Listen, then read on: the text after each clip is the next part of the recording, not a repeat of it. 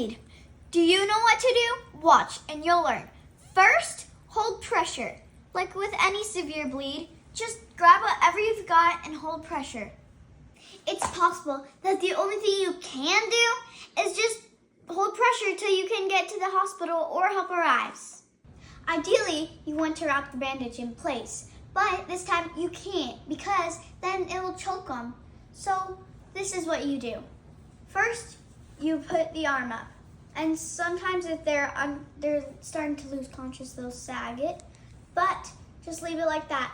And first wrap not that tight so it can stick, but then you tie it really tight until the roller gauze is done, and then you just tuck it here, and then you put the arm down, and it starts to give a lot of pressure.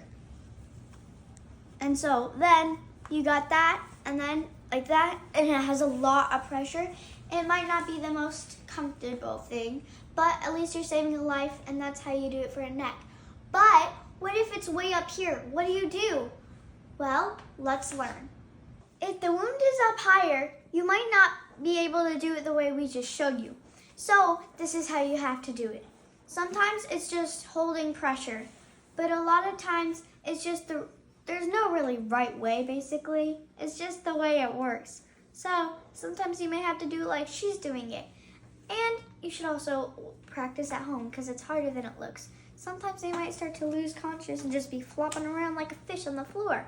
So that makes it pretty hard. Sometimes you just have to do it like this. But never forget to call 911. All right, and what's the right way to do it? The way that works. You may not have a roller gauze, but we always carry our medic multi-tools. You always start with a wide fold. First, you place it on the bandage that's covering the wound, but with a triangle bandage, just like roller gauze. First, you lift up your opposite arm, then you just do one wrap, you tie it as tight as you can, and then you tie a slip knot.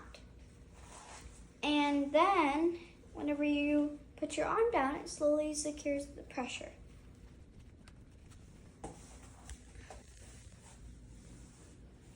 And that's how you treat a bleed on the neck. If you want to learn more details about this, stay tuned to listen to my dad. All right, so let's talk about the anatomy of the neck. We have some really big veins and arteries on either side of the brain because Mother Nature is awesome and she's feeding it twice.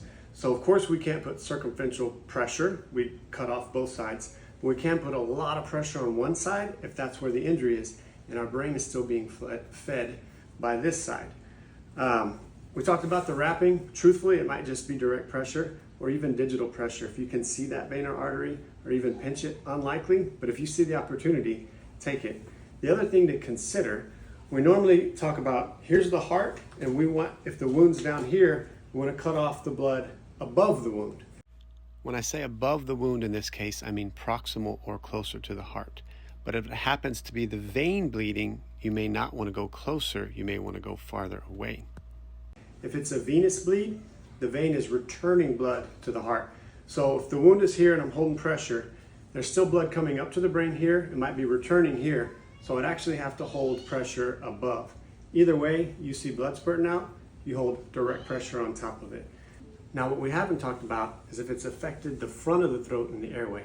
This is bad, there is not going to be a perfect way to do it. We have to understand there could be blood draining down into the lungs, so what would we have to do? Common sense?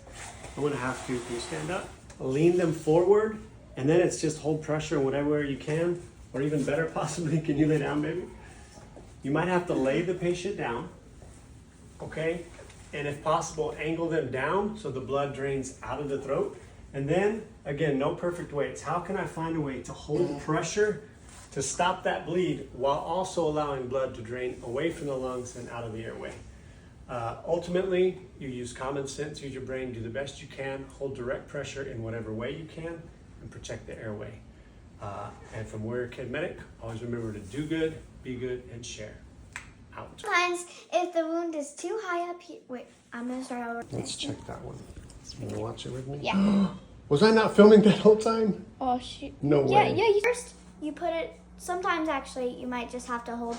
Oh shoot! No. sometimes if the wound is up, did I say sometimes? Is that bad?